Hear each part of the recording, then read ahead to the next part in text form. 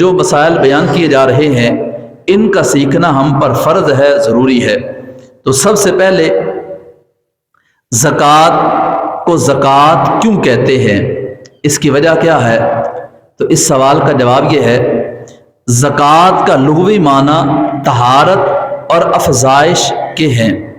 زکوٰۃ کا لغوی معنی طہارت یعنی پاکی، افزائش یعنی اضافہ اور برکت کے ہیں۔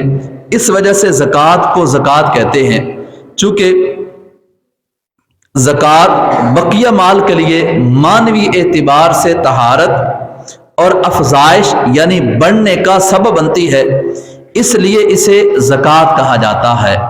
اور جب اس کی تعریف بندہ سنتا ہے تو پھر اس فریضے کی طرف انسان غور کرے کہ یہ طہارت کا فائدہ بھی دے گی اور افزائش کا سبب بھی بنتی ہے۔ زکوٰۃ کا فریضہ، زکوٰۃ کے فریضے سے بندے کو طہارت بھی ملتی ہے اور یہ افزائش کا سبب بھی ہے، تو پھر زکوٰۃ کے فریضے سے دور جانا یہ عقل مند یقیناً اس کو تصور بھی نہیں کر سکتا۔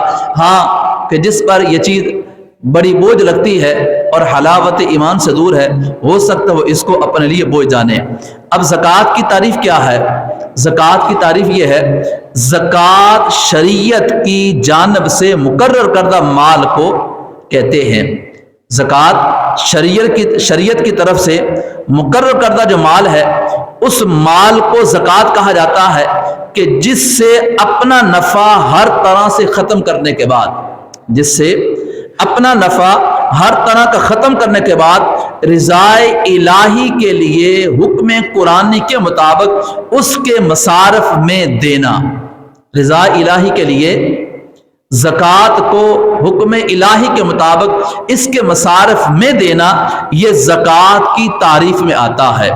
تو اب زکوٰۃ کی تعریف اگر ذہن میں رہے کہ زکوٰۃ شریعت کی جانب سے ایک مقرر کردہ مال کو کہ جس سے اپنی ملکیت کو ختم کر کے، اپنا نفع ختم کر کے رضا الہی کے لیے جو شریعت نے نصاب بیان فرمایا ہے، اس نصاب کو مصارف زکوٰۃ یعنی جن جن چیزوں پر زکوٰۃ فرض ہے، زکوٰۃ خرچ کی جا سکتی ہے، اس کے مصارف میں دینا یہ زکوٰۃ کہلاتا ہے۔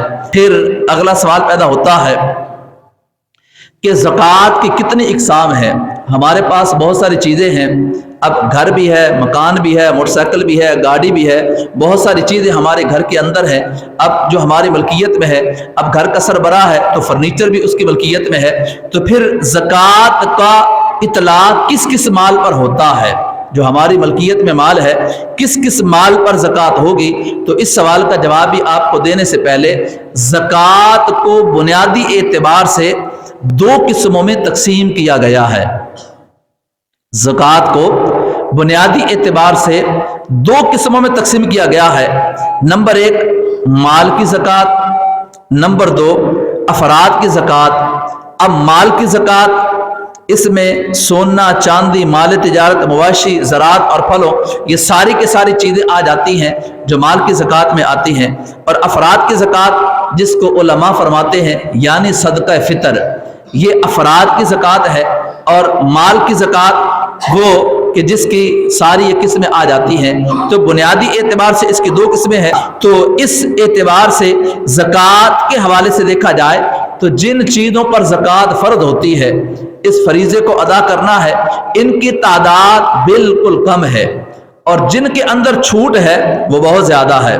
تو جن کی تعداد بالکل کم ہے، یعنی جن کی ہم نے زکوٰۃ دینی ہے، وہ تعداد کے اعتبار سے کم ہے، اور جن کی زکوٰۃ نہیں دینی وہ تعداد کے اعتبار سے زیادہ ہے، لیکن پھر بھی انسان اس کو اپنے لیے بوجھ سمجھے اور زکوٰۃ کے فریضے کی طرف غور نہ کرے، تو پھر جہاں پہ اس کے فریضے کو ادا کرنے کی برکتیں اور رحمتیں ہیں، وہاں پر زکوٰۃ کے فریضے کو ادا نہ کرنے کی نحوستیں اور وبال بھی ہے۔